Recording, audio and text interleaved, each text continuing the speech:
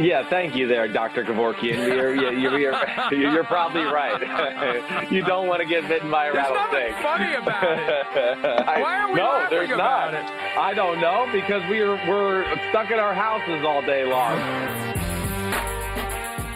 The Florio yeah. laugh. It's good every time. You know it. Well, we're going crazy, and you know life's not that interesting when we're talking about rattlesnakes. That's how bored we are in life right now. We're lacking stimulation. But what's up, Chris Simms Unbuttoned? Paulie Baymeister's here. He's at his house. What a beautiful fireplace. Nice little college football behind you. So nice. You Yes. can't hide all that money. How you doing, man? Everything good? Yeah. I feel like I finally arrived, Chris. Being back with you is great, but having a part of my house that's staged for a little, a podcast or some kind of live shot, I have finally arrived to the scene. And that football behind me, I stole that. I stole that from Indiana in 1992, the ball I warmed up with in my first start, and have managed to hang on to it through all these moves across the country and back. So there it is. Is that right? Wait, you warmed up with that football, and then you just said, ooh, this is a special football because I'm going to play today, and you saved it this whole time? There you go. Every Thursday, we picked out like 6 balls. The starting quarterback got to pick them out, and that was one of the ones I picked out. And for some reason, it ended up with me in warm-ups, and I was feeling good. I knew it was a big day. I waited forever to start a game. So I said, you know what? I am keeping this thing. So I kind of tucked it under my arm, went into the locker room, threw it in the bag, and thankfully we won. So it's a nice little something to have as a reminder all these years later. I wish I was better at that. I just was never in the moment to think about it like that. To steal something? Take a step back. Come on, man. No, I was a good stealer, okay? I used to steal pictures off the wall at the Denver Broncos facility. If I liked them of me, I would literally – Very nice. Because, yes, it was in New England, and, Josh McDaniels, Denver brought it there, where if you played good in the preseason game or whatever, they would put pictures of the guys who played well around the facility. So it would get towards the end of the week, and I'm a quarterback, and I'm one of the last guys in there, let's say, on a Friday night or whatever. And I'd go, man, that picture is great. I mean, and if they had Velcroed it to the wall, I would just unvelcro it and take it home. So I do have those downstairs. I do. I got them downstairs. But it's like the only thing I really kept, I never kept balls or my first touchdown pass. I never did any of that. I should have. I wish I would have. But I just never – I guess I didn't care enough. I don't know. All the things we wish we would have done way back when we were kids, right? Yeah, but hey, we got to close the yearbook at some point and move on with life, all right? So that's where we are, baby. And it's draft time, and we got a big one today. We got wide receiver draft, right? I'm going to do my top 5. Yes. And they're always fun. They're always fun, Chris. But this year, everything you've heard is right. This is the marquee position in this year's draft. It's phenomenal. It's been fun to watch. Yeah, it is. And, I think, Terry, there's a few things that jump out. One, are we going to see a run of wide receivers in the first round? I think that there's a possibility. I also think there's a possibility where, if there's other needs or other positions that maybe are valued as first rounders, and then, we think there's a tremendous drop off for a while, that could end up pushing the wide receivers down to where maybe we see a bigger run in the second or third round. But either way, to your point, this is, I think, the number one position of this draft. It is so deep. It's never ending. There's a receiver for everything. What I mean is, if you need a size receiver, they've got plenty of them. You need a jitterbug slot receiver, they got plenty of them. You need explosive, game changer type guys, there's plenty of those to go around too. Now, I will say this that's jumped out to me. I've had people ask me on radio and stuff, how does this receiver class compare to the 2014 class with, Mike Evans and Odell Beckham Jr. and Sammy Watkins and Brandon Cooks? Listen, I'll say this. I don't think the top tier guys are on that level. I think that was a special class. All right. When you're talking about Odell and Mike Evans and Sammy Watkins and Cooks, but nonetheless, it is a very impressive group. And I mean, I'm worn out because the list never ended as far as evaluating these guys. I mean, it took me forever. It really did. 20-something plus receivers I watched at least. I think one way this year's class might mirror the 2014 is with the depth in rounds 2 and rounds 3. And there were some really big names at the top of 2014. But you go to round 2, and you've got Devontae Adams and Jarvis Landry was there. Robinson was there. So I think you can find the kind of depth and quality Yes. starters in round 2 and 3 that you found back in 2014. And one other theory about how talented this class is, I think the day after the draft, we might look back at round 1 and say, oh, there wasn't that many guys who went in round 1 because it's so deep. I think some GMs might think, you know what, let's get an offensive tackle here. Let's help the passing game that way at this point in round 1, because we can get a starter in round 3. So I think it's kind of a backhanded compliment to this class that there might not be as many first rounders like 7, like we saw back in 2004, when one of them was Michael Clayton and you helped him to 1,000 yards. Remember that? Right. Way back when. Yeah, you're right. But I think your point's real. That's exactly what I was trying to say at the top, and I think you explained it better. Yes, if there's a limited amount of tackles or another position where that's, hey, we have this need and we think there's a tremendous drop-off after the top 2 or 3, then, yeah, you could see the wide receivers get pushed down. But the one thing I would say, too, is, hey, be careful, because we saw second-round receivers last year be game changers on football teams, too. Do you really want to pass up Deebo Samuel? Do you really want to pass up DK Metcalf? I think that, too. I want to – yeah, so how does that play into it? Right there. Okay, I'm going to stop you right there, because this is the point where I get to look back and compliment you. If you do it, it might be seen another way. But I can do this just to point out, hey, you can take all the shots at my guy you want on Twitter and disagree. We actually kind of like that. But let's look back a year ago. You had DK Metcalf number 1. And I remember as he kind of slipped down boards, people were like, how can you have him so high? And I had to do like a triple take when I went back and read. He was the 9th receiver taken last year, way late in round 2. It's just crazy. You had him there at number 1. Very nice work. And I think that's the headline of the fact that last year you were pretty good with these guys. Thanks a lot. I appreciate it. It was a talented group. Marquise Brown, his was just all about speed. Deebo Samuel, hey, I'm not going to lie. I saw a lot of the things that I saw in the San Francisco 49ers. I saw him do it at the in South Carolina. Over the middle, rocket up his butt, can snatch the ball out of the air, fearless on contact, pedal to the metal all the time. Saw the same thing with A.J. Brown. And, again, and Paris Campbell, we'll see. He was hurt last year. I still have high hopes for him. I mean, I think he has superstar ability. So we'll see where that goes. Maybe I ended up being wrong. Well, I don't know. I'll admit it when that time comes. But, the thing I heard about a lot of these guys, their route tree. Sometimes, their route tree or, the production wasn't good enough. Listen, those are things sometimes that are affected by other people, not them.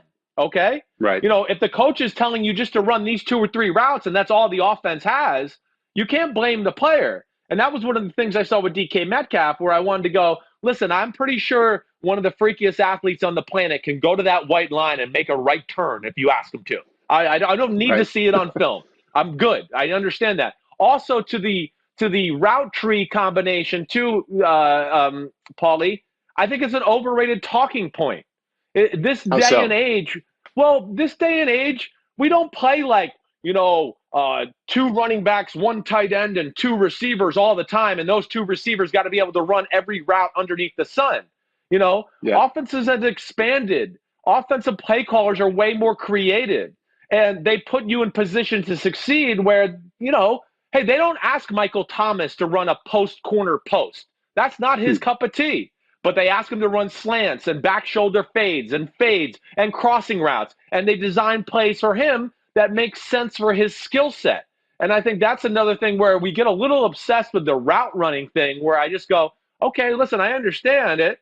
But at the same time, I'm not going to just give you a phenomenal grade or drop you a lot because I haven't seen an extensive route tree or you're that much better at running routes than another guy. There's just more to it than that to me in this day and age in the NFL. You can find a receiver on every team that's got a little bit of, I'm good at this, but not as good at that. And then the next receiver is, I'm not that good at that, but I'm good at this. And, it's about building around those skill sets too.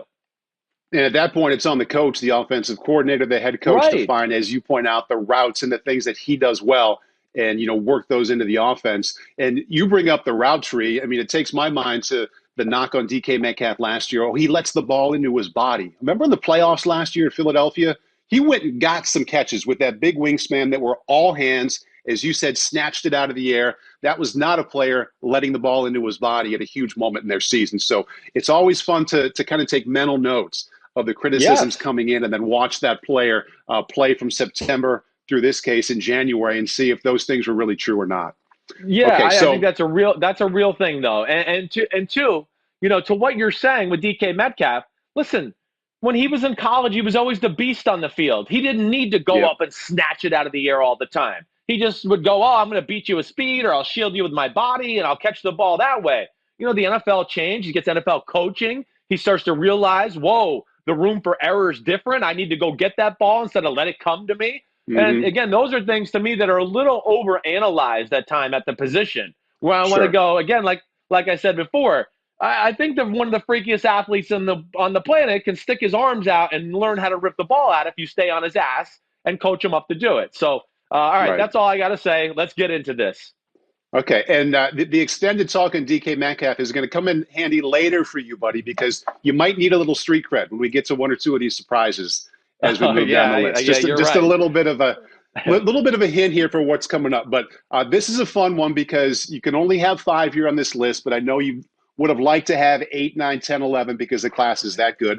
But we begin at Right. 5, and no argument here. T. Higgins from Clemson. What do you see in him? Well, T. Higgins, when you first turn on the film, you go, huh, I'm not like amazed by his explosiveness, maybe his quickness at the line of scrimmage, his ability to run a comeback where he can explode into the break and then explode back out and snap his head around. Like, those are things that I look at and go, huh, he can get better. But, okay, I see him do it with the ball in his hand, right? He'll have the ball in his hand and he'll make these drastic cuts and moves. So there I piece things together and go, ooh, I think he'll be able to run crisper routes because I see it when he has the ball in his hand. So when he gets NFL coaching and people stay on him, I think he's very capable of doing that. Now, the positives are he's a giant. He's I would say this is Plaxico Burress almost, all right? He has a chance to be Six that four and type some of player. change. Yeah. Right. And he's got great long speed. He's got very good strength. He runs through arm tackles. When he does catch the ball, you're not going to be like, oh my gosh, he might go 70 yards to the house, but there's no hesitation. He rips the ball out of the air. He gets upfield and gets positive yards. I'm a big fan of that. But the biggest thing more than anything, Paul, is yes, I see room for improvement as far as the route running, but the size and ability to catch 50-50 balls is as good as anybody in the class. So one, Right. he can get out the side of you and run right by you. If he gets a clean release, he's a little bit of a long speed guy, but once he starts to open up, man, he chews some yards up and he can run by you. Then two, if you are covering him and you feel like you're in good position, he's unbelievable at playing the ball in the air, going up, snatching it 50-50, back shoulder. If he has a chance to get two hands on it, he's going to catch the ball. And that's where I Right. really like T. Higgins. And that's really his value. Again, it's not always the best highlight film when you watch him, but I think his game's really going to translate to the NFL that way. And looking at some of my notes, they kind of go along with what you say. I have in all caps, not great speed, but makes up for it with body control and ability Right. to get the 50-50 balls.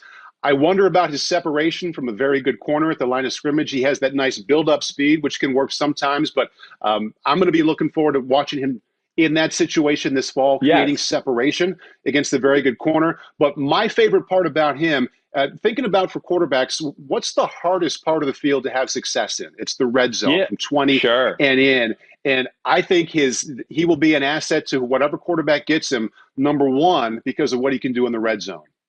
He's the premier jump ball guy in the draft. He Exactly. is. So to your point, exactly right. You're on the 6-yard line. It's 2nd and 6 or 2nd and goal, and you got T. Higgins to the left against, hey, most corners, this, are 5'10", 5'11", 6 foot, 6'1". It's very Right. rare that you have a 6'3" corner, right? I mean, that's what made Richard Sherman rare that way. So Yep. tremendous value in that. And yes, the separation thing is real. I mean, I understand you there. Now, I just think I've seen enough athletic ability and explosiveness to think, okay, I think he can improve on that. Clemson's offense, I don't look at it as like, again, an extensive route tree. It's a little bit of a college offense. They just rely on their talent that way. But yeah, I'm playing the odds that he can do it. But I think if there's concerns, hey, you look at LSU, you look at Ohio State and those games, there was some issues there at times when talented corners got in his face and got their hands on him at the line of scrimmage. You're right. How much He did did that not bother always you? separate. How much did that bother you against those very good teams? It did bother me. One of the things I wrote on the bottom of my notes was just that, he feasts on the weak a little bit. He definitely feasted on the lesser competition and maybe didn't rise to the top, against the better competition. But again, I think between the size, the long speed, the ability to adjust to the ball, the ability to snatch the ball out of the air, and then in the NFL offense with NFL quarterbacks, at the very least in year one, he can be your starting X receiver. You put him out there on the line of scrimmage, and he's just one of those guys that even when he's covered, he's not covered. And there's value to that. Size is a skill. We can't forget that. And, I like what I see from T. Higgins. It was a tough call at number 5. I had about 3 guys in the running for number 5. I ultimately went with the guy that I thought had elite traits because of the elite size and the elite hands to me, and that's why I made him number 5. All right, number 4, let's move on to the Big Ten, and a receiver with a lot of upside, but different types of upside because the size here is a lot different with KJ Hamler. Yeah, KJ Hamler's my number 4. I mean, he was a guy I think I was probably the most pleasantly surprised watch so far at the wide receiver position. I had heard about him. Hey, you're going to like this KJ Hamler film. I had some friends in the NFL tell me and all that. Man, I turned that shit on and I was like, whoa. I mean, this can run. I mean, he can really run. Speed jumps out right away. The speed jumps out right away. And again, now the size thing. Okay, let's hit on the negatives right off the bat. Yeah, I get it. Negatives are he's 5'8". Small. Yeah, 5'8". I think he officially got 5'9", 178 at the combine.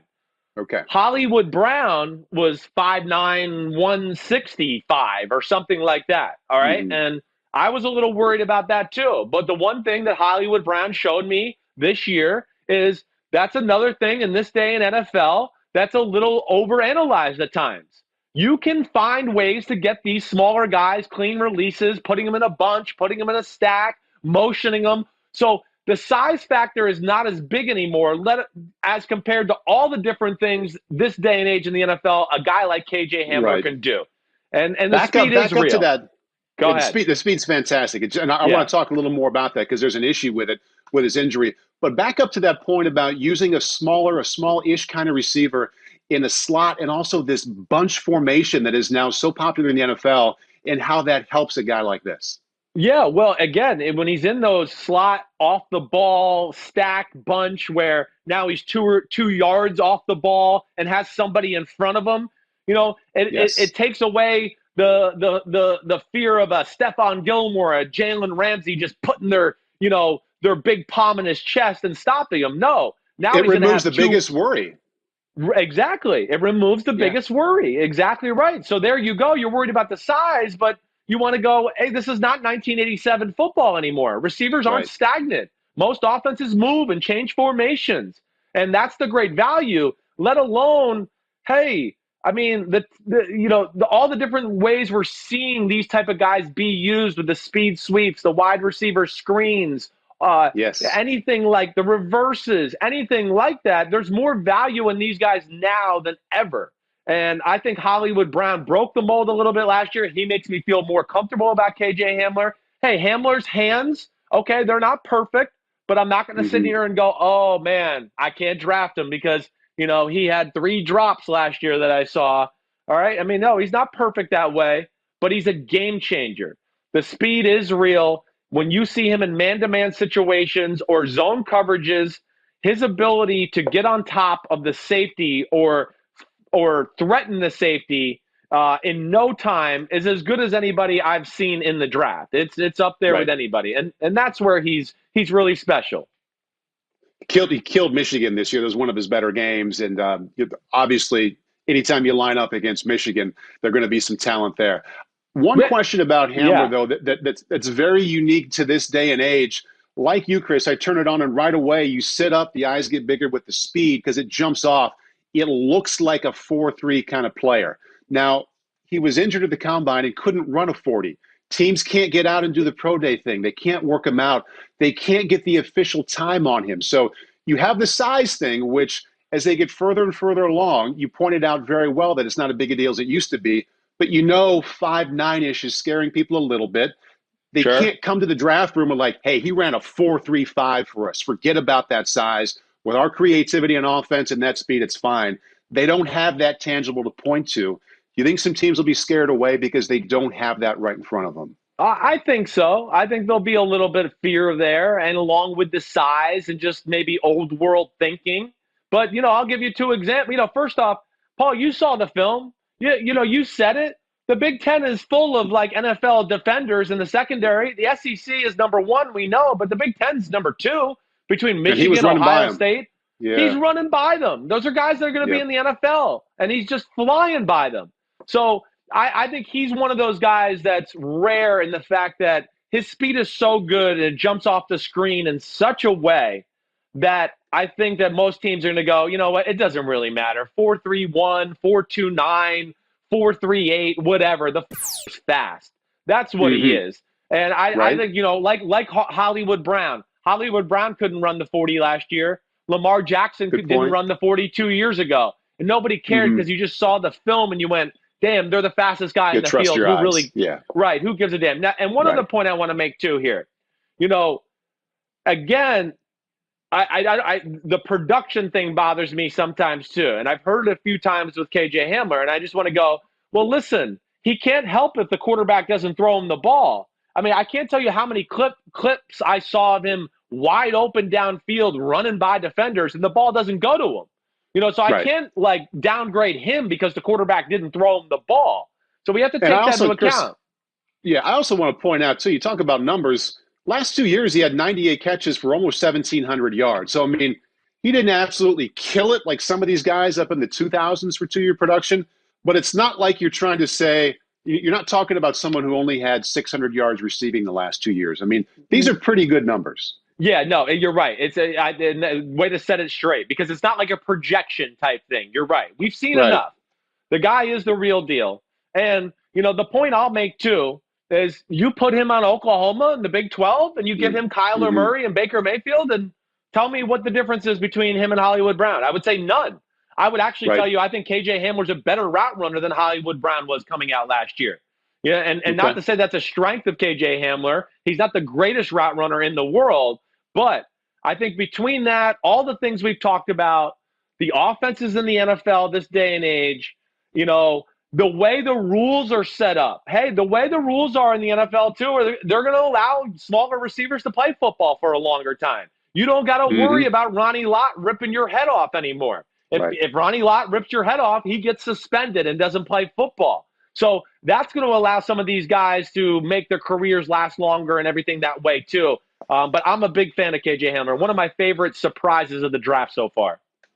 Put a period on him with this number. And I like to look at receivers this way. I mean, the catches and yards and touchdowns are great, Chris, but 17 yards per catch the last 2 years against, as you mentioned, some very quality defensive backs in the Big Ten. It says a lot, even though they did have some quarterback issues there this past year. All right, so we had at 5, T. Higgins, number 4, KJ Hamler, Penn State. Same kind of player at number 3 from Alabama, Henry Ruggs.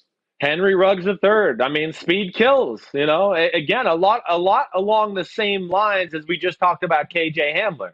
I mean, same type of guy here, except I would argue that this guy, Henry Ruggs, is more explosive. He's stronger, more physical, and that's really the value of him. And he was stuck in an offense that, hey, was really creative, but had like 3 other first-round receivers on the roster. So it took away some of his production and the ability of him becoming the go-to guy. But, I look at Ruggs and just go, again, the value of these type of guys, the stats don't really say it. 1, what they can do on special teams. 2, what they can do after the catch. I mean, this is a guy, Tyreek Hill-ish, McCole Hardman-ish, right? I think he's better than McCole Hardman was coming out, where he can catch a screen or a slant and go 70 yards for a touchdown. He can do the same thing in the kick return, punt return game. Is he, again, is there a little concern like I saw with T. Higgins, LSU, they got their hands on him a little bit. Did that affect his release a little at times? Yes. Yeah. Okay. Those are some of the negatives you look at, but I think that's fairly common. It's fairly common for a super fast guy, and he ran in the 4.2s. You can't say Right. that enough. 4.2s. He will be the fastest guy in the field almost every single game he plays. But a lot of times these really fast guys can get pressed at the line of scrimmage because they're so used to relying on their speed. Yeah, that's it. This is one of those things where I truly think that's it. He hasn't worked and become a lot nuanced at that part of his craft yet. Because you said it, Right. he hasn't had to worry about it. He's been able to just give one move and then just fly up the sidelines and beat anybody with speed his whole life. But then he got against LSU and they have like 2 first-round corners and they were like, okay, you're not just going to beat us. We can turn and run too. We're no slouches. So that changed the game a little bit. Does he have things to work on there? Yes, but I think, again, this is a guy that can improve as a route runner. Certainly he's a little stiff that way, but this is you can't look at it as traditional wide receiver. Again, No, he is a exactly. weapon. Right. Yeah. And I think because of that, Chris, I think that this gets me to the number one positive about him. We say it a number of ways, both sides of the ball. There are a lot of examples. It's a copycat league. And look at what Andy Reid has done with Tyreek Hill. Every other team, now, they don't have Andy's creativity in his playbook, but they can watch it and work toward that and see what he's doing, ways to get him the ball, jet sweep outside and all those things. But I got to think there's some general managers watching what Andy did and thinking, boy, if we had Ruggs' speed, if we had that speed on our offense and some creativity, we could do the same kind of thing. And I think teams are looking at it that way, and I wouldn't be the least bit surprised because of that speed and because of the example shown with Reid and Hill that he is the first one taken off the board. Agreed. I mean, you made all the points. He opens the field up for the rest of the football team. He's a game changer in how defenses have to approach your offense. Right. Just think about it this way. It's 2nd and 2. Oh, let's bring in 2 tight ends, 2 running backs, and now let's split out Henry Ruggs the third on this side. Oh, what do you want to do, defense? Do you want to leave him man-to-man in this short-yarded situation? Oh, you're going to leave him man? Hey, check.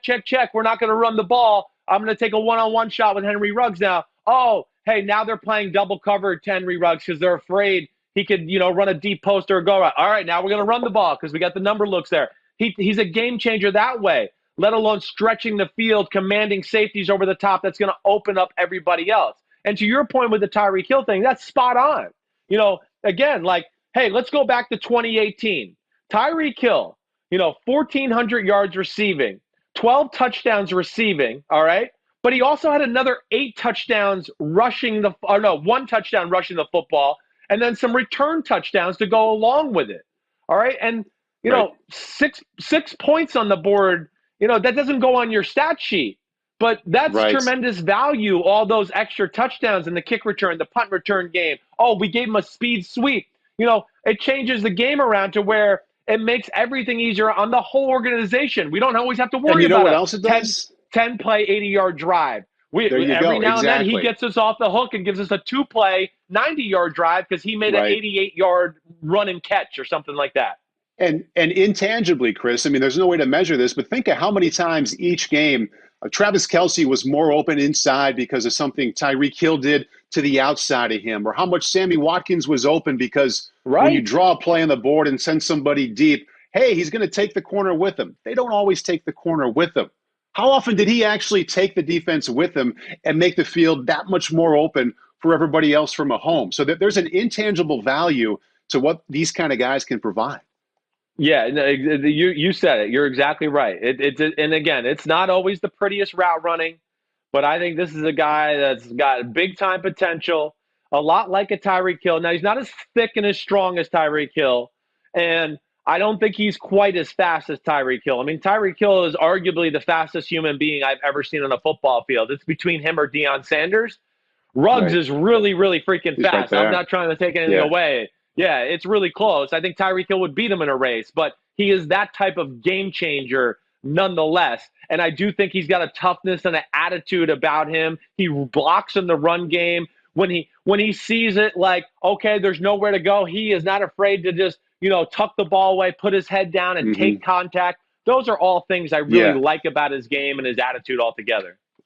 You talk about his toughness, and that was really my second favorite thing. I got so many notes on watching him. But after the whole Andy and Tyreek example, normally with a track speed guy, and I'm not thinking of exact names right now, but think about how many times the last 20 years. Oh, somebody's got track speed, and you kind of have to sacrifice toughness. You sacrifice some hands, and you sacrifice a lot of contributions on special teams outside of that speed. And you're not doing that with Ruggs, which makes him that much more different. Yeah, 100%. You're right. Track guys too, yes, suspect hands, usually don't like contact. Often, You're right. right? Yeah, exactly right. And, I'm not going to sit here and say the hands are the best in the draft, but the hands are good. And he tracks the Yeah. ball well on deep balls. I just really think this is a guy too he's only going to get better as he gets in an NFL experienced team. They start to feature him more and design more and more plays just around him. I think that's going to be very easy for an NFL play caller to do, and that's what's really exciting about Ruggs. You said it off the top. Hey, speed kills. You can't replicate it, and he has elite speed, just like KJ Hamler, game-changing type speed. And I'm into elite traits when we're talking about top rank at your position or first-round pick type guy. You better have something elite about your game, to me, at least. Okay, so if you're doing the math at home and you've been keeping track with all the reading and doing your own studying and watching as well, we're in a interesting spot here because we have 2 spots left. 5 was T. Higgins, 4 KJ Hamler, 3 Henry Ruggs. So if you're thinking to yourself, well, there's Jerry Jeudy still out there, there's Justin Jefferson still out there, there's CeeDee Lamb still out there. One of those guys isn't going to be on your top 5. I'm just throwing that out there because it's going to get super interesting as we get up here to number 1, as one of those names is not going to be around. So that being said, number 2, Justin Jefferson, LSU. Yeah, Justin Jefferson, I think, is one of my favorite players in the draft, really. He really is. And I just look at Justin Jefferson and I go, what's not to like about the guy? I don't really get it. I don't understand why he's not getting more hype. First off, 6'1", over 200 pounds, looks and plays way bigger than 6'1". Like, if I was watching film and didn't know his height, I would have thought he was a 6'3" receiver. But, again, this is a different guy in the fact where I don't look at him, and I've missed out on these guys typically, all right? This is where I want to start this combo, I think, a little bit. I undervalued DeAndre Hopkins when he came out. I undervalued Michael Thomas when they came out because I went, oh, you just can't put them on the outside and they're just going to burn by people all day. Okay, well, you don't always have to be that. That's what I've learned from them. They win with physicality. They can run routes. They break tackles after the catch. And, of course, they have the flexibility to go inside. And Michael Thomas is basically a slot receiver. DeAndre Hopkins is in the slot probably more than half the time too. And that's where I look at Justin Jefferson and just go, to me, it's off the charts. First off, great route runner, can separate from people, fearless over the middle, snatches the ball out of the air. And, people might say, well, what's the big deal about snatching the ball out of the air? Because guys who snatch it out of the air, they don't break stride. They never slow down. So they can just snatch it, and they're already looking upfield where they got to run instead of the guy who's like watching the ball come in, and then he's cradling it, and then he looks up, and it's like, no, you've slowed down, and you've lost your eyes, and now you're about to get tackled. So think of Deebo Samuel, what he does. He just rips it out of the air, and he's going around, zoo, zoo, zoo, right? Jefferson can do the same thing. It's also something, snatching the ball out of the air, Chris, as I thought about it, that can fall under the heading of quarterback friendly.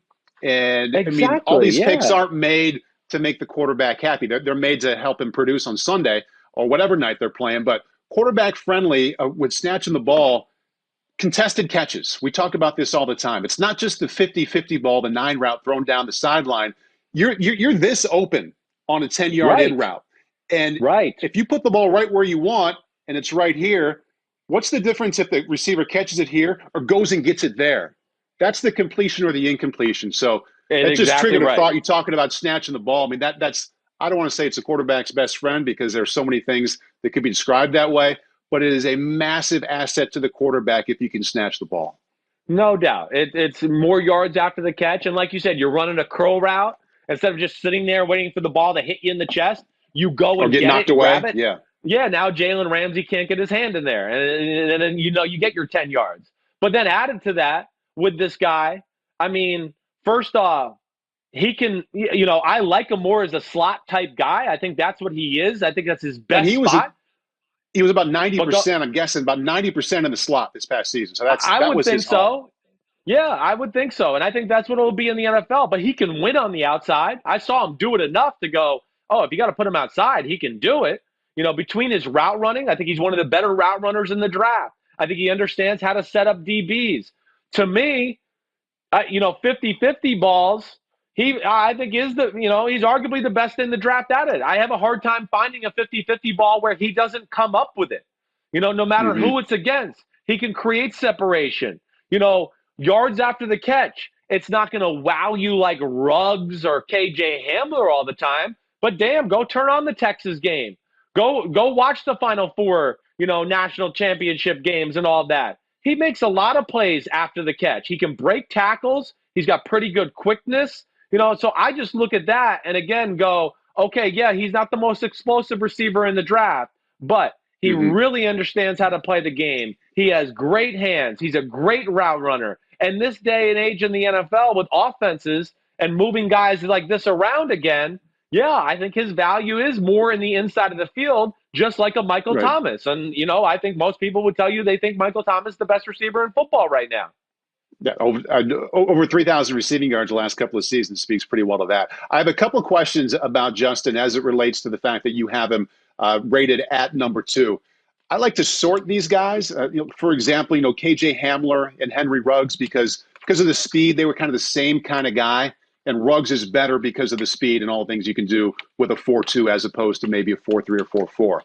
When it comes to Jefferson, I kind of have him with T. Higgins, who you had at number 5, and the kind of receivers they are. I know Higgins played more outside in college, and Jefferson was more inside. But when you compare those two, what's the difference in having Jefferson at 2 as opposed to Higgins at 5? What made Jefferson better to you? I think the biggest thing is the route running. He really understands how to run routes. He can really work the middle of the field and create separation that way.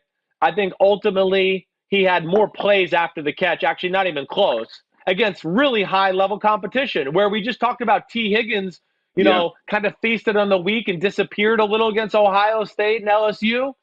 Justin Jefferson's the opposite. I mean, Texas, Florida, Ohio State, Clemson, he went off. He just got bet. Oklahoma, Oklahoma, he got better. I mean, he really did. So, that's to me the other thing. It didn't matter who the competition was, what the situation was. Justin Jefferson made plays. And that's where I really look at it. And I think just the biggest thing is, he's not as big as Higgins and maybe not, I think he's just more explosive off the line of scrimmage. I think, I don't know if his long speed, I don't know if he can chew up ground like T. Higgins can, but I think he's a little different in the fact that he's a better route runner, can work the middle of the field, create separation that way a little bit better, and to me was better after the catch. I really think people are sleeping on Justin Jefferson. I don't understand why more people don't have him towards the top of their quarterback wide receiver rankings. What about the fact that he was with Joe Burrow, who was just fantastic this year with the anticipation and the accuracy? It's amazing how few mistakes he made with decisions and also with his accuracy. I know it's easy to, for example, to ding a guy like Tua a little bit because he had so much talent around him. He made a lot of open throws. Did you consider that at all when looking at Jefferson that, hey, the best quarterback we've seen in a while, at least the best quarterback in this class, was throwing the ball right on the money time after time? Well, yeah, I mean, listen, I looked at that, certainly. I always take that into account. But the other thing I take into account is he was the go-to guy on the number 1 team against all the best competition in college football and always answered the bell. And there was plenty of times where I went, that's not that great of a throw, but it was completed for a 30-yard gain because Justin Jefferson went up and snagged it or mossed somebody or, jumped up and back shoulder, 2-hand snagged it out of the ground as he's falling down. So I saw enough plays to go, hey, these weren't great throws. This isn't the offense delivering for him or Joe Burrow just making life so easy on him that, oh, wow, I don't really know how good the guy is. No, I saw too many high-level plays against big-time competition where I just went, I mean, that's just special. Silky smooth route runner, faster than he gets credit for, better after the catch than he gets credit for. Seems like every 50-50 ball, he catches it. I just think he's awesome. I think he's made for this NFL right now, 2020 NFL. And yeah, I think the majority of his game will be in the slot. And, you'll move him outside from time to time. But huge fan of Justin Jefferson. I think he's one of the can't-miss prospects of the whole draft. Yeah, absolutely wore out a lot of good defenders in the slot all season long at LSU last year. Okay, that brings us to number 1. And as I said before, you can do the math and figure out one of the very big names at wide receiver in this class is not going to make the top 5 list. So CeeDee Lamb or Jerry Jeudy is going to be your number 1, and the other is going to be left out. So who's at the top? Well, it's CeeDee Lamb. CeeDee Lamb is the best wide receiver in the draft for my money. I just think everything we've kind of just talked about with all these receivers, CeeDee Lamb kind of has it all. He really can. I mean, he's a good route runner. I think his speed is on the field better than what he ran on his 40. I know he ran a 4.5 at the combine, which is fast, but not blazing. But I see when he gets pressed man to man or something like that on the outside, he can run by you. And if he doesn't run by you, again, like we talked about a Jefferson or a T. Higgins, he's a very good 50-50 back shoulder, can really track the ball well. And then the other thing that's the most impressive about CeeDee Lamb is he's just a baller. He's the best in the draft with the ball in his hand. The first guy never makes the tackle when CeeDee Lamb catches the ball. He always makes the first guy miss. And then he gets up the field. He can break arm tackles. He can break your ankles in space. I just look at CeeDee Lamb, and I just think he's got a little bit of everything, let alone when the lights come on, he seems to play his best. And, yeah, I just looked at him with no weaknesses to his game, really. And I think he is a superstar in the NFL because I think he's a guy that you can put outside and say, hey, go beat the best corner in football. But you can move him inside, and I think he can do some of the Justin Jefferson stuff we talked about as well and be really dangerous that way with the ball in his hands. I kind of use this as my comparison, right? To me, he's like got the body of DeAndre Hopkins kind of that way, except he's better with the ball in his hands than DeAndre Hopkins ever was. He's almost like DeAndre Hopkins in size, but Jarvis Landry with the ball in his hands, where he can just make people miss in space, break arm tackles, do all those type of things. Tough as hell. I love CeeDee Lamb. He was no doubt my number 1 receiver in this draft. You bring up Landry, you bring up Hopkins. Is there anybody more specific that you can think of, whether it's from last year's class or anybody playing well at that spot in the NFL right now in terms of the cutback ability and the make you miss right away and the fact that nobody makes the tackle? The first tackler never makes the tackle on CeeDee Lamb. Does he remind you of anybody? Yeah, I mean, that's why it's a tough find to find the exact comparison because it's rare that you find a guy. I couldn't think of anybody. No, it's tough because it's rare to find a guy that's 6'2" that can have the wiggle and make people miss the way he can make people miss. It's very rare. That's why I combined 2. That's why I was like, his body's DeAndre Hopkins, but his movement in space is like more of a smaller, compact type of wide receiver. And that's why I use Jarvis Landry, because he could be going one way and then just, bam, plant his foot in the ground, wiggle his head, and, bam, all of a sudden he's going the other way, and he didn't lose any speed or anything about it. And that's where I just think it's special. So, no, I think that's probably – I'm trying to think. I'm looking at some other receiver names if there's just anybody else out there that jumps out to me. But when it really comes back to it, I think it's a little bit of a combination of that guy. I think that's why he's special. You don't usually see taller, longer guys be able to do the things he does with the ball in his hands. Very, very rare that way, let alone he also has the big wide receiver traits where he can go up and catch back shoulders and 50-50 balls, and he adjusts really nicely to the football. So, yeah, I think CeeDee Lamb is, for my money, there's no doubt. I think this was easy. When I got done watching these guys, this was the easiest ranking of all. I went, no, CeeDee Lamb's the best receiver in the class. I don't even think twice about it. Was that easy to have him at number 1? I do, yeah. I just came away going, I don't really have any questions at all about CeeDee Lamb game. I really don't. I saw him get off press coverage. I see him be able to threaten people with the vertical route. Is he the best route runner I've seen? No, but he's still very good. He can work the middle of the field. I mean, Paul, him and Justin Jefferson, Higgins, as far as going to attack the ball, Mm-hmm. man, there's so many plays where Jalen Hurts kind of throws a lob deep cross or a crossing route, and there's a DB close, and CeeDee Lamb makes sure he goes and gets the ball, which then gives him extra time to make that DB miss and make a play after the catch. And it's every game, and I just think he's a special player that way. Have you shared this list or the fact the specific spot of number one that you have CeeDee Lamb at the top ahead of Jerry Jeudy and the rest of these guys? And if you have shared it with some of your NFL evaluating friends and coaches, you don't have to use names, but can you kind of give the general response that they've had for it? Well, okay, so yeah, I did this yesterday. Yesterday, to my 4 or 5 closest friends in the NFL, I sent them my top 5 wide receiver list. I just want to hear their thoughts. Hey, this is what I'm thinking. Tell me if I'm wrong, blah, blah, blah. I got very positive feedback, actually. I really did. I had a few go, hey, Jeudy's not in your top 5. Are you doing this on who you think's the top 5 or who's going to go in the first round? And I went, no, I'm going with what I think is the top 5. And they were, oh, okay, that's good because, everybody thinks Jeudy's going in the first round. But I will say with some of my close friends and the conversation I have with them, Jeudy, I don't think is as loved by the whole NFL as everybody thinks he is.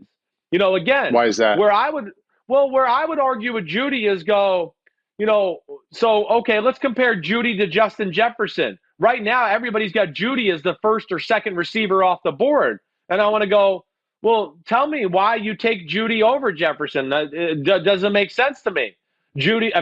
Jefferson's bigger. He's faster.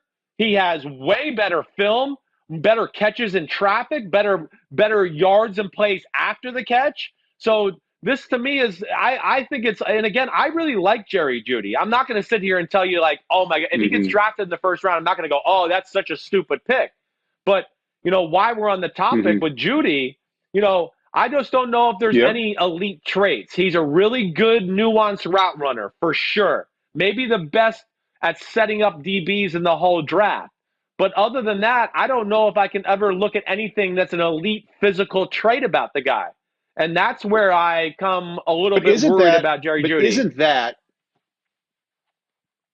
okay? So you were cutting out for me there a little bit, so I don't want to repeat what you said. So my apologies in advance. It's okay. But for those who see him as the best route runner, in the draft, I know you don't see him that way, but you did say he has the best ability to set up a defensive back early in the route. I also see him winning at the top of the route a lot with some very good explosion out of cuts. How does he not even show up in the top 5, I guess, is my main question. It's a deep class. It's a good class. It really is. And again, I like, what you're saying is real. And he might be the best route runner of the class. But I'm not just going to sit here and just go, oh, man, the best route runner, he's the best receiver for sure. No. Hey, great. He ran a great route for 6 yards and then got tackled right there at the spot. Well, whoop-de-doo. Oh, I'd rather have the guy that didn't run as good a route and then broke a tackle and made something happen.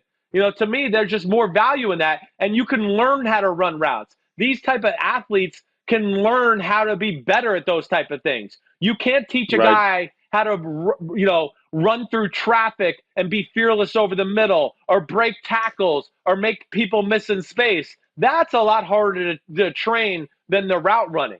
And Jeudy, again, I like it, but also let's not forget, it was a phenomenal offense. He had, you could sit there and argue that Jeudy is, you could argue, listen, Alabama's so talented, you could argue that Jeudy and Ruggs are the third and fourth best receivers on their team this year. You really could. No, number 6 and number 17, you watch a certain game, you'd go, wait, is that Jeudy and Ruggs? Oh, wait, I don't know who the hell that is. Oh, damn, they're awesome. So, and they're going to be in the first round conversation next year. Oh, top half of the first round, without a doubt. One of the criticisms I did hear about Jeudy, and I didn't hear as many as you did. I would imagine you talked to more people along the way the last couple of weeks as well. But someone said to me about Jeudy, like, hey, he was going up against the third best defensive back in the slot from every team in the SEC because they were so worried about the other players. So, that plays well with what you're saying. one question I have, though, in the comparison, and I have a couple comparisons I want to make, so let's do these one at a time. Compared to CeeDee Lamb, and we can throw Justin Jefferson in here too. He was second behind Lamb at 1. Those two guys are forced to do it against NFL-type defenses with NFL-type defensive backs in press coverage. They had to create separation and win against NFL kind of players and schemes more often than CeeDee Lamb did. Against Big 12 players, against Big 12 DBs, he was wide open a lot. So if someone wanted to bring that up and say, why is Lamb better than Jefferson when he's doing it against Big 12 competition, what do you say? Well, yeah, I mean, listen, I always take that into account. There's no doubt about that. But, with CeeDee Lamb, again, it's not let them sit here and go, hey, there's still NFL players in the Big 12, all right? I look at games like Baylor or LSU, and he still had phenomenal football games, or Texas, who's going to have some NFL DBs too, to where I just think, again, it's a projection always. That's the risky part of it. But I just think between what I saw with everything as the player, I just don't see a weakness. And then, listen, I always take into account the competition, but when I saw him playing against LSU in the Final Four, I went, oh, damn, I mean, he's a baller. He's a superstar. It doesn't matter. And you can play him in a number of different roles. I think just the biggest thing, again, is I just don't see any weakness to CeeDee Lamb's game. The only weakness I could come away and just say is maybe a hair stiff in his hips and route running and things like that, maybe. But that's where I start to get picky. The competition thing's a good question, Paul, but at some point I just got to go with, all right, I've taken that all into account. I still like the guy, the results, what I see him do, on a weekly basis. He was by far the go-to guy on that offense this year. So he was a marked man all the time, and it still just didn't matter. Yeah. So, again, it's a valid question, and I always take into a competition. But with receivers, I don't go crazy with it all the time. It's not like a dominant offensive lineman who's playing against a bunch of guys that are in, defensive linemen that aren't in the NFL. It's not quite that comparison. So good question, but I just saw enough of this guy to go, he's the real deal. Yeah. One word that kept coming up, and this descriptor didn't come up with any of the other very good receivers here, but I had it written down 3 times for my notes with evaluators about CeeDee Lamb, and it's competitiveness. So competitive when the ball is in the air and then once he gets it. I thought it was a great compliment the first time I wrote it down. And when I got to 3, I'm like, I got to bring this up to Chris, because if 3 guys are seeing this same thing, this rare quality, I'm wondering if you saw it the same way. Definitely. I look at, his reactions when he doesn't get the ball and he knows he's open. Again, I'm not sitting here to downplay Jalen Hurts or anything. I think people are going a little crazy with the Jalen Hurts hype. He's a middle of the draft pick. He's not a second-round quarterback. No way. No way. He may very well go there. Well, I know, and someone's going to pick him and be wrong. That's all I can tell you about. He's a project. You don't take projects in the second round. So whoever does that is stupid. But what I would tell you is with Jalen, CeeDee Lamb, a little bit like some of the other receivers we talked about, where I just went, oh my gosh, if he had a really good, polished pocket quarterback, his stats would have been off the charts. You can go away every game and go, he's wide open down the middle. He's wide open in a shallow cross. But Jalen Hurts is looking to run the football and not looking to throw, that's what Jalen Hurts is. You can't draft a quarterback who looks to run first in the second round. That's I don't know what you're dancing on Crazyville for anybody that does that. So I also look at that and go, man, CeeDee Lamb's production could have been way greater if he had a quarterback maybe that was a little bit more willing to throw the ball, and the offense wasn't always designed to run the ball with Jalen Hurts. So when you throw listen, in, but when you throw in, and I think there are a number of teams that also have him at number 1. The major news isn't that CeeDee Lamb is number 1; it's that Jerry Jeudy is not in the top 5. I want to get to that here in a moment. Just want to point out about the numbers about CeeDee with Baker Mayfield, with Kyler Murray, and then Jalen Hurts this last year. He's easily over 3,000 yards the last 3 seasons. So, and 19 yards per catch as well. Talked about it before. That's a big tell for wide receivers and their playmaking ability. Back to Jerry Jeudy, Chris, and the fact that he's not in the top 5. So we have, I'm looking down your list here. T. Higgins from Clemson was number 5. Quickly, number 1, can we assume that Jeudy is number 6? If you had a list of Yeah, 6, would he have been number 6? he would have been number 6. Yes, he would have. Okay, And, so compare yes. him to Higgins at number who you had at 5, and why did Higgins get the nod there at 5 instead of Jeudy? Because I think Higgins has a few DNA traits that I look at that just go, these are can't miss positive things in the NFL. Between the size, the long speed, I think the best hands, the 50-50 catching, all of that. I just looked at that and went, man, that's elite. I mean, that to me is an elite traits type of thing where Jeudy, again, very polished. I liked his route running, but I'm not necessarily in awe of his explosiveness, his ability to make people miss that way. I don't necessarily see that great either. So I think from all those aspects, that's just where I gave T. Higgins, the nod. Hey, somebody's going to draft Jerry Jeudy in the first round. I don't doubt that. And they're going to be able to compile a lot of catches for him and everything like that because he is a, advanced, mature route runner. My big thing is, again, in the first round and these type of guys, I want a big-time difference maker. I want a guy that's going to command coverage and do that. I look at Jerry Jeudy, and I don't think he's as good as Calvin Ridley, who came out of Alabama a few years ago. There's a number of receivers that way where I look at it. I just don't see the explosive, raw strength that I would like to see from a guy that I talk about in the first round. Now, the other part of this conversation, Paul, too, is, because this draft has so many different types of receivers and is so deep, like you said, hey, some team might value Jerry Jeudy as the number 1 or 2 receiver on their draft board. I don't know. If you already have the explosive guy and the big guy on your roster, you might go, oh, man, I just need a really well-schooled, polished route runner now, and my wide receiving core is final. Well, there's Jerry Jeudy. He might fit that, and I understand that thought for that team that might not have that need. But I'm just saying, as far as top 5 talent, guys that I think are, a little above the rest with some of their traits and the things they do on the field, yeah, to me, he's just a level off of the top 5. And, hey, there's other guys even below him that I go, they have a higher ceiling. I'm not ready to project them as good as Jerry Jeudy right now, but you get me into the Denzel Mims, Chase Claypool, the kid from Arizona State, Aiyuk.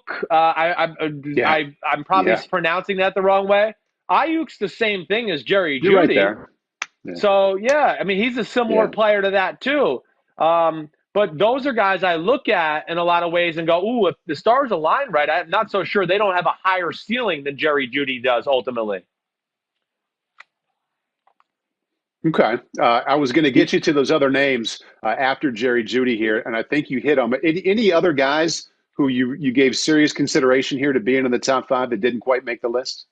Well, I'm high on I know I'm higher than most on Chase Claypool. I recognize that. He's a height, weight, speed guy, but he's a height, weight, speed guy that you and I have seen in person a lot. And all I can say is, I've seen Brandon Marshall and Vincent Jackson in person and play on the field, and I played with Brandon Marshall, and Chase Claypool is those guys. That's who he is. So I think people are sleeping on that a little bit. Yeah, he's not the perfect route runner. He doesn't track the ball perfectly, but to me has like DK Metcalf superstar ability. So he's one that I thought about. All right. But really ultimately, Paul, my 3 that I struggled with my top 5 were T. Higgins, Jeudy, and Chase Claypool. I looked at those 3 in the running and then had guys like Denzel Mims, Brandon Aiyuk, Jalen Reagor was a nice watch. Gabriel Davis was a nice watch. Van Jefferson. There's so many freaking names. I'm sorry to bore everybody out there, but the list just goes on and on to find guys that you go, hey, he's an NFL receiver and he's going to fit in somebody's offense. And a lot of these guys are going to go high. I think the last time I checked in on what Mel was saying, I think he said 30 wide receivers have grades rounds 1, 2, or 3. Now, maybe that's changed a little bit in the last week or so, but the point is very, very good, especially when you understand the last 5 years, Chris, in rounds 1, 2, and 3, an average of 12 have gone in that time. I think they're going to be 18, 20, 22 this year. And that's why when you bring up these names, I mean, it has real teeth to it because these guys are going to get drafted pretty high, and they're going to be playing here in a few months. We're going to be watching them on Sundays. Yeah, no, you're exactly right. And then there's going to be somebody that's drafted in the second or third round that's, hey, we slept on his talent, or we couldn't quite see, his full potential on film because he was stuck in some shitty offense with some shitty college quarterback, and you never really got to see what the guy was all about. And now he gets on an NFL team that really understands how to utilize his talents, and it's NFL football where there's just way more plays in the playbook, way more tricks to get guys like receivers who are talented the ball, to where all of a sudden we come away and go, whoa, like Stephon Diggs. There's a perfect example. Stephon Diggs, I think if anybody could go back and redraft that draft, they would go, oh, he's a top 40 pick for sure. But he got drafted in the 4th round because he was stuck in a crappy offense and not a great quarterback at Maryland, and you just couldn't see all the tools that he could bring to the table. And that I'm sure there's going to be one or two guys that I miss. Michael Pittman from USC. He's another guy I liked on film. Again, he didn't wow me, but he's got great size. He's tough as hell. He's going to catch 50-50 balls. He's a pretty good route runner. There's just so many names in this draft. It's really impressive. But to me, my top 5, I feel pretty comfortable with it. I do. I think those are the 5 best in my opinion, and I think they stand out from the rest of the group. Okay, as we close here, Chris, I'm going to run through those top 5. Most of the time, not all the time. I heard you right there at the end. I want to run through your top 5 here to close, since you're talking about the top 5 there. At 5, T. Higgins, Clemson. Number 4, KJ Hamler, Penn State. 3, Henry Ruggs, Alabama. 2, Justin Jefferson, LSU. And at number 1, CeeDee Lamb out of Oklahoma, leaving Jerry Jeudy out of the top 5. And as we've been talking about here quite a bit, you would have him at 6 if we were making those rankings 1 through 10 or so. But that's your top 5. And that's very well done, Chris. That was a fun group of guys to watch, and I thought a really fun show to get ready for also. Thanks, man. I appreciate it. And here's another little inkling for you, all right? Just with Justin Jefferson, I've released a few videos of him on, like, Instagram and things like that. Just to tell you this, I had a few teams reach out to me to say, hey, could you please stop talking about Justin Jefferson so much? So that tells you that there's some teams that value him maybe more than they're letting on to the media or something like that. But, hey, it's a great group. Hey, I want to say one other thing. We didn't even bring up a guy that's in a lot of top 5, Laviska Shenault from Colorado, all right? Yeah, just want to hit on him interesting real quick. Prospect, yeah. Right. He's a weapon type guy. He's built like a first and second down. He's built like Nick Chubb. I mean, that's what he's built like, but he plays wide receiver.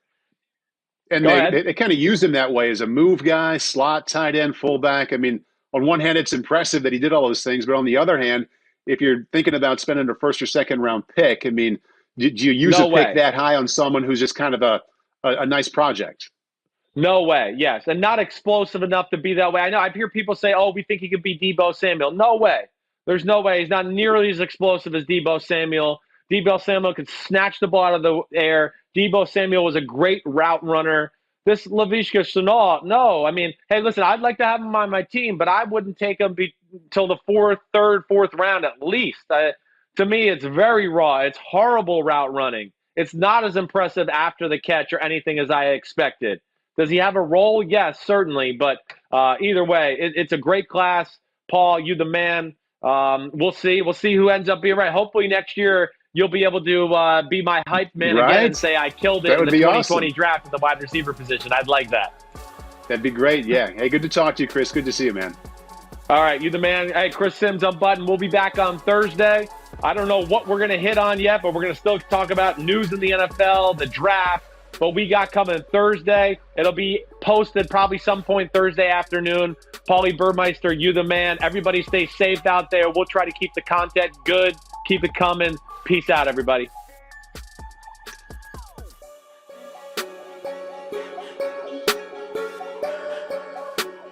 Yo, what's up? Come on, man. Subscribe on YouTube to Chris Simms Unbuttoned Podcast. I need you. Please hit the subscribe button, please.